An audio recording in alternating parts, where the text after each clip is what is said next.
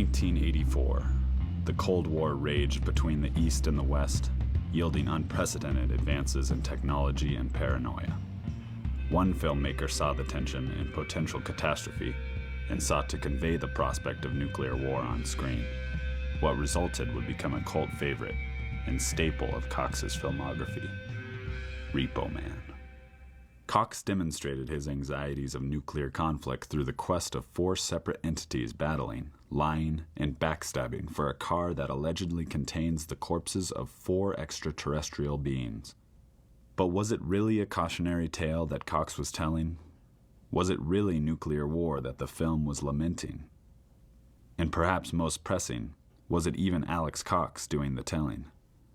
Through the course of this film, it will become evident that not only did Alex Cox not direct Repo Man, but the underlying themes there within are far less wholesome than they first appear. This is the secret truths of Repo Man. Perhaps one of the most bold yet understated pieces of visual evidence occurs right in the opening scene. Here we can see that the license plate number changes from one shot to the next. Why did the director so blatantly display said change? The fact that this break in continuity is so foregrounded speaks to an underlying message. The real director wanted to subtly point to the fact that Cox deserted the making of the film at the forefront of the process. Former casting director and Repo Man collaborator Bob Lowe holds a key insight into the circumstances surrounding Cox's withdrawal. Alex walked off on day one. Now, remember, this is hearsay from what I got from Dell, but Alex was basically a coward. But that does not reveal who the unsung hero of Repo Man really is. Why keep the name Alex Cox on the director credit at all? Well, look, Alex he had a company. He had some cred because he'd already jumped enough hurdles that, investors had been brought on board. And basically, this is a business enterprise. And you don't want to scare off your investors, right? So if the investors were to find out that the director was abandoning ship, they'd pull the plug. So who then? Who could the producers get to replace Cox as the visual mastermind of Repo Man? I first met Del Zamora while I was doing some casting work, and let's just say that I've heard enough to know and to be comfortable going on the record right now with you to say that I think Del needs to get the credit that he deserves. He really should have been fighting for the credit as the director of Repo Man. To cast some truth on Lowe's claims, our documentarians located Zamora himself. So that's what I think this was about. And I wanted to continue what Alex had started out doing.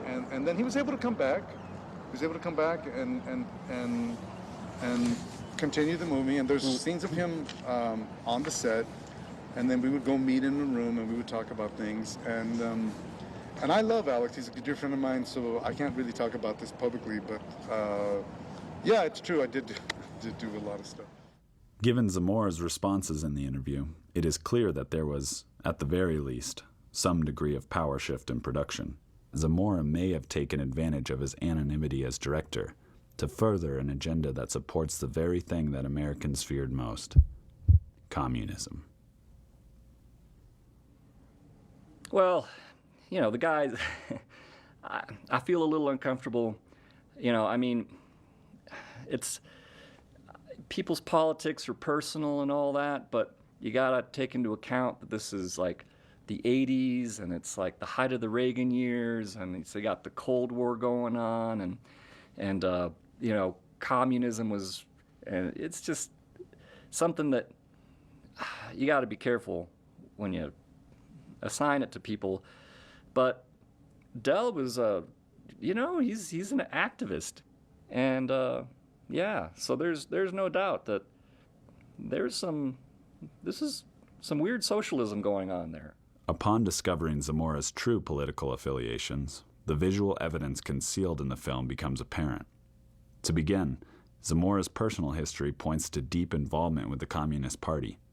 He hails from Roswell, New Mexico, site of the famous Roswell UFO incident. In 1947, a reported UFO crash near Roswell sparked intense media controversy and conspiracy theories. According to notorious investigative journalist Annie Jacobson, the reported flying disc was piloted by mutated child victims of ex-Nazi Josef Mengele. A visual representation of this outlandish theory can be seen in the film.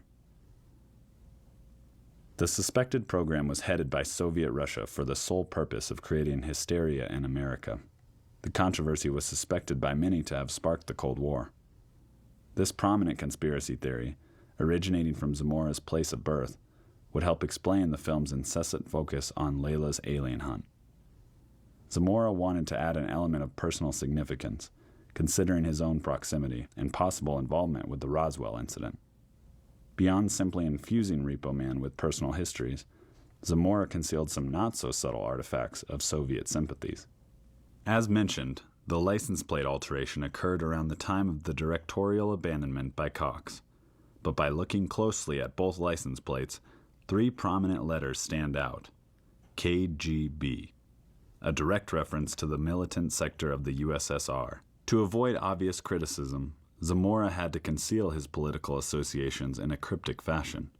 To further his homage to Soviet Russia, Zamora's succeeding Malibu license plate reads 127 GBH.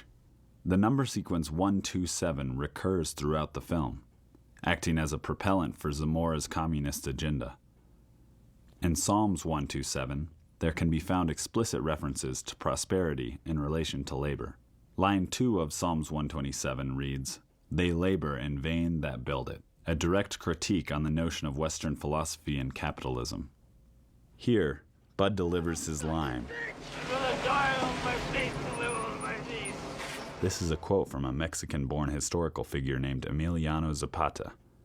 What is interesting about the line is that it was clearly inserted in post-production. This means that Zamora insisted the line be added after the fact. It is no coincidence that the quote originates from a famous figure of the same nationality. Zamora's allusion to Emiliano Zapata is all the more revealing when its context is made illicit. Zapata was a famous Mexican revolutionary, known for rallying poor peasant laborers into military service.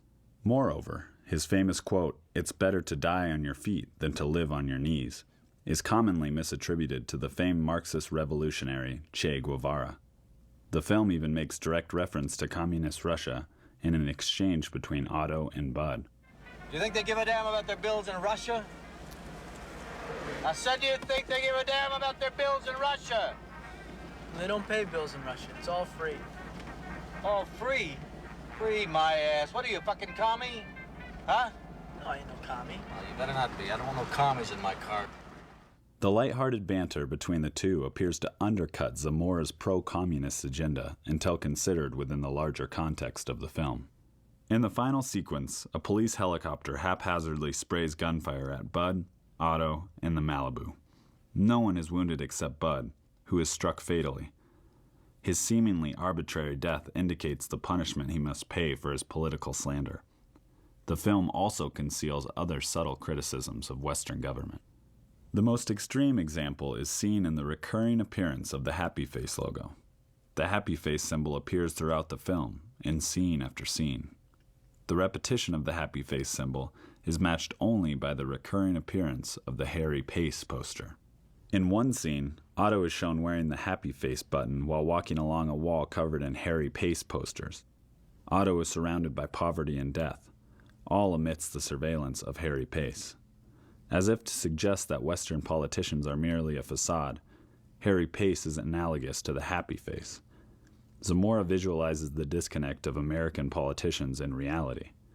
To further the emphasis, Zamora titled Harry Pace's sought position as city controller. Though he could not explicitly display any communist propaganda, Zamora concealed other visual clues throughout the film that point to anti-Western sentiments, including the anarchist symbol, a magazine titled Outlaws of Democracy, and the defacing of Christianity itself. In the end, it becomes obvious that Repo Man conceals more than simply the tale of a young punk discovering an unusual car. Given the highly charged yet underscored content of Repo Man, the controversy behind the film should come as a surprise to no one. Even the man behind the madness, buried under bureaucracy, has had to silently revel in the mark that he left on film history. But with no threat to his name, perhaps it was by design that Zamora remained so enigmatic. Perhaps his method is beyond comprehension. Perhaps he would prefer that the secret truths remain just that.